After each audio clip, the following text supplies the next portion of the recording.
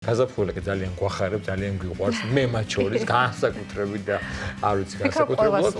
თუმცა გაზაფხულს ამ საოცარ რაღაც ხიფლთან, ამინდთან, ყვავილობასთან და არაერთ სასურველ და სანატრელ პროცესთან ახლავს სხვა პრობლემებს, მათ შორის ალერგია.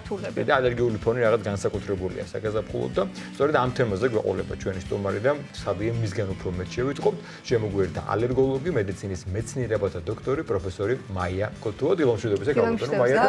ტრადიციული მადლობა რომ გაზაფხულია თუ სხვა სეზონური პერიოდები ჩვენთან ხარ და ეს ძალიან მნიშვნელოვანია თქვენი მოსმენა. მოკლედ დაიწყო გაზაფხული, მაგრამ ბევრისთვის დაიწყო წვალებაც. რა ხდება? გააქტიურდა ალერგიები. თავისთავად ამინდის, სურნელის, ფერთაკორიანტელის, რომელიც ისე მიყვარს.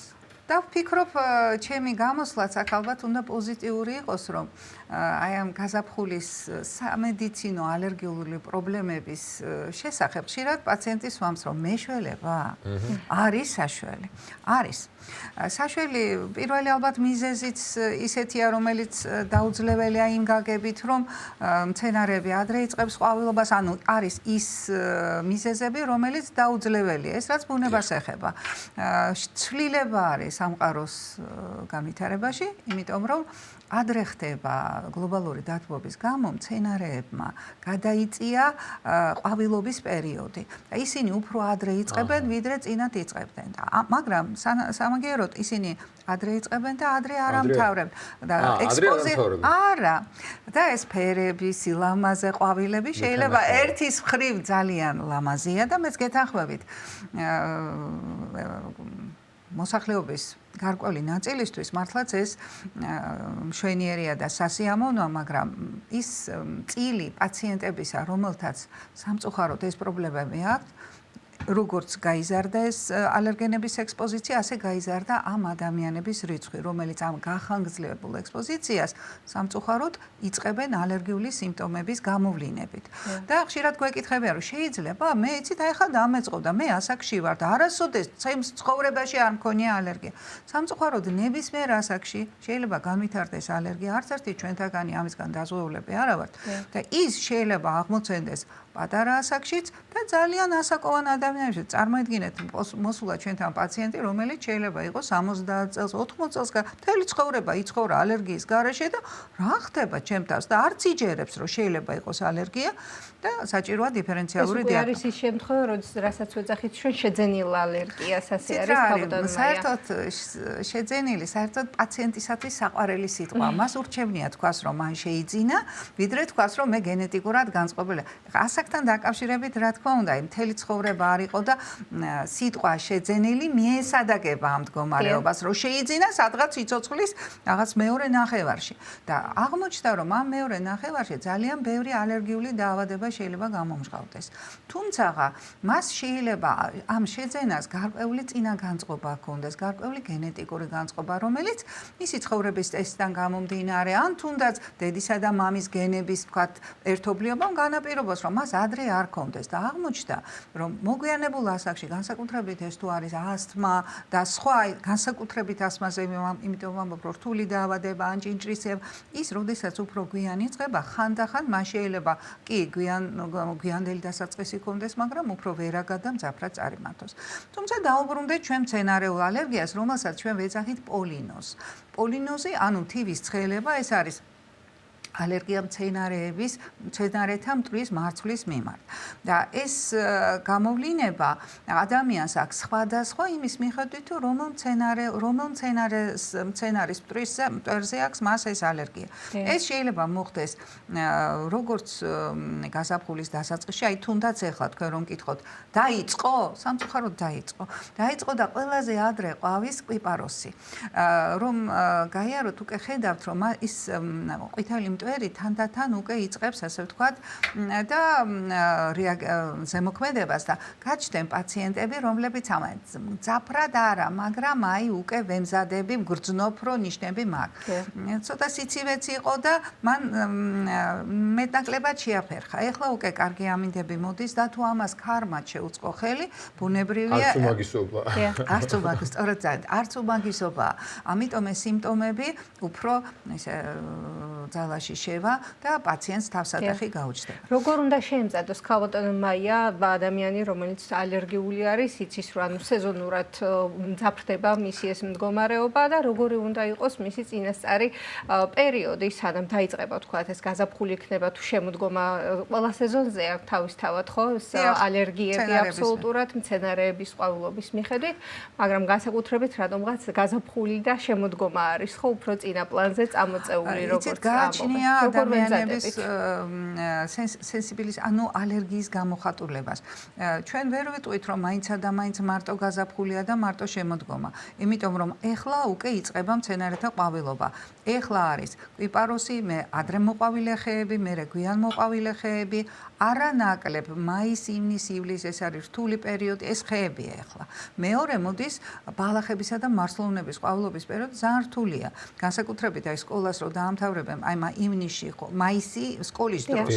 და მერე როდესაც არ დადაგებზე მიდიან, ძალიან ბევრი მშობელი ფიქრობს, რომ ეხა მოდი მე მოვაკეთებ ჩემს შვილს და წავიყვან მთაში. და იმ მთაში გვიან იწყება.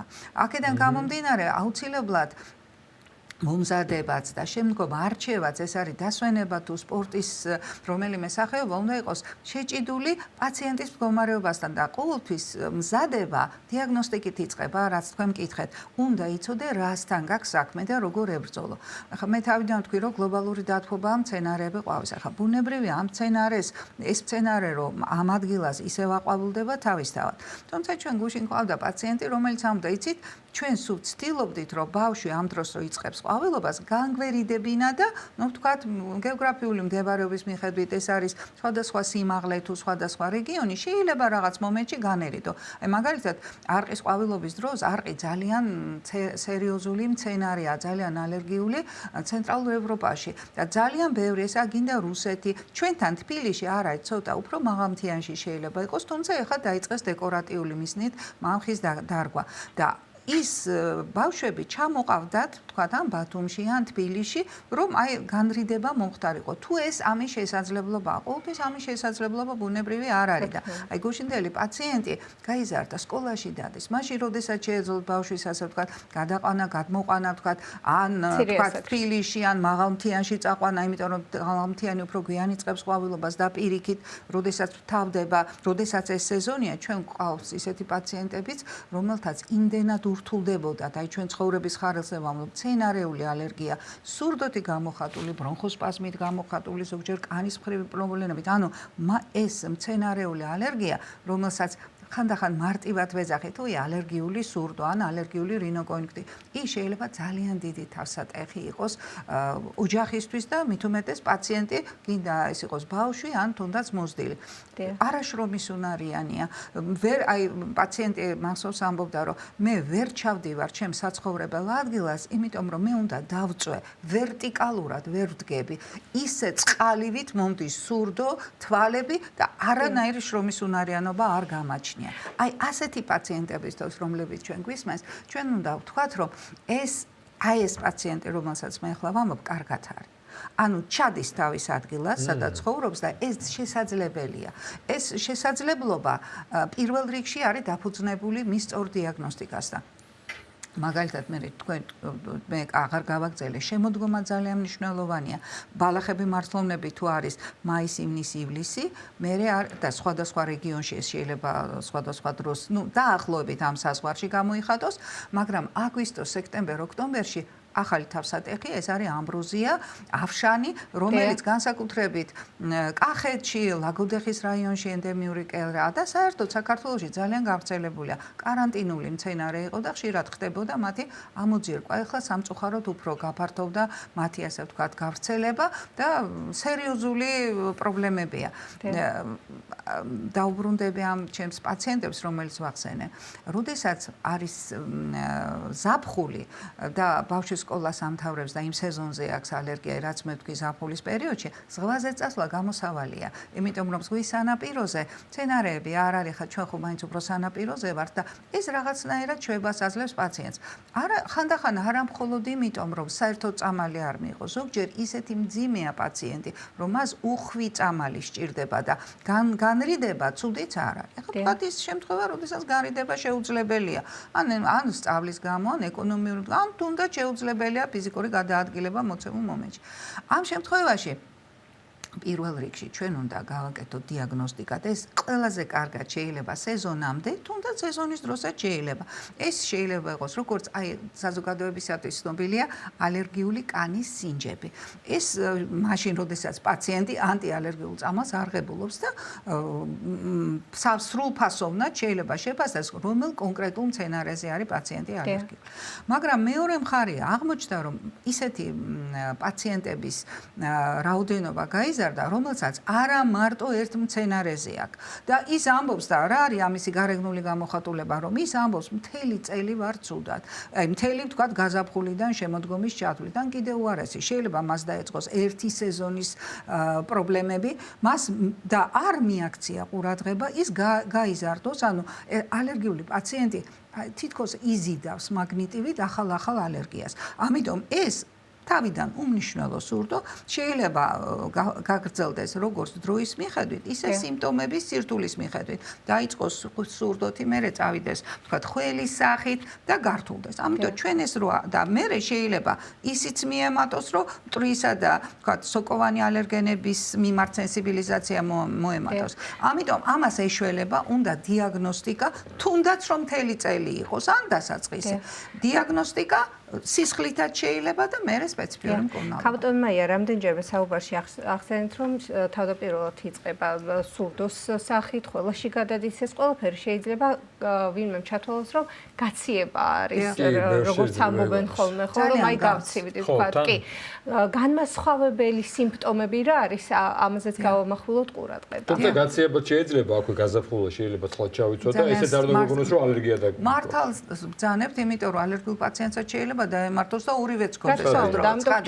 რა თქმა უნდა, ამ შემთხვევაში სიმპტომების დასაწყისი სხვადასხვა უფრო ხშირად სურდოა. უფრო შეიძლება თვალითაც დაიწყოს და ამიტომ ოფთალმოლოგთან მოხდეს პაციენტი, რომ კონიუნქტივიტის ფორმით დაეწყოს და იფიქროს, რომ ვირუსული აქანა. ყოველ შემთხვევისათვის თვალი, ცხვირი, კანი თუ ბრუნქები, ეს ამ ყველა შემთხვევაში გაციებასთან მსგავსება მსუბუქი კატარალური მოვლენები შეიძლება იყოს, თითქოს აი ცოტა წყლისებური, იმიტომ რომ ალერგიას უფრო წყლისებური თეთრი გამონადენი აქვს, მაგრამ ვირუსული ინფექცია შეიძლება სულაც ესე დაიწყოს.